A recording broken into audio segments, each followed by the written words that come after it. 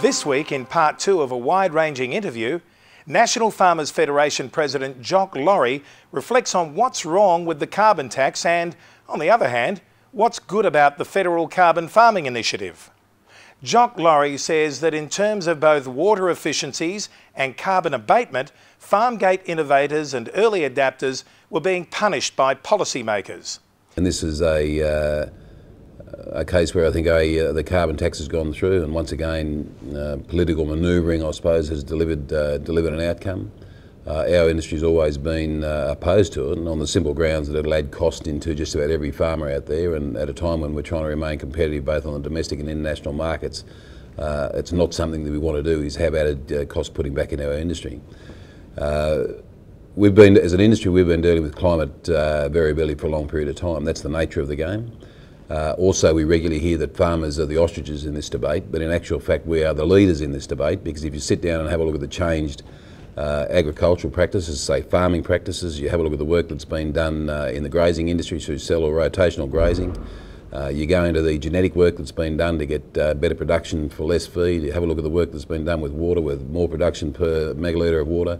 All of that has been done and delivered good environmental outcomes at the same time as productivity outcomes. So I think it's frustrating for the industry that they've already done a lot of that work. That's not recognised. They'll show that they'll pick up new technology, but now they're being dictated to by a policy and potentially some programs that may not necessarily link productivity gains with environmental outcomes, and I think that's pretty frustrating for the industry in many ways.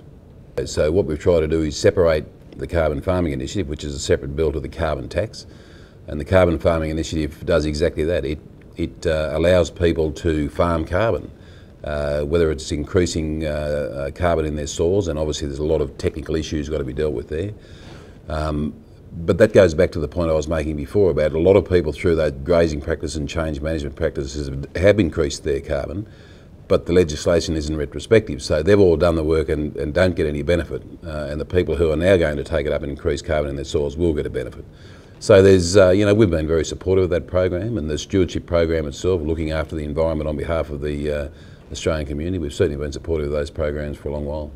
Part of the reason innovators and early adapters were being overrun in a policy rush was that federal public servants were far too distant from the reality of farm production and practices in this decade. But when you're talking to people sitting down in these offices, and I don't mean to be offensive, but the fact is that they really don't know the industry, they don't understand the industry, and they don't understand that work that's been done. I think it's very difficult. I think one of the things with the new technology that's being used through the examples I've already given, but also through water efficiency in many of those, they're generally speaking leaders of the industry. They are the people at the forefront. They try things, they fail with a few things, but they succeed in a hell of a lot.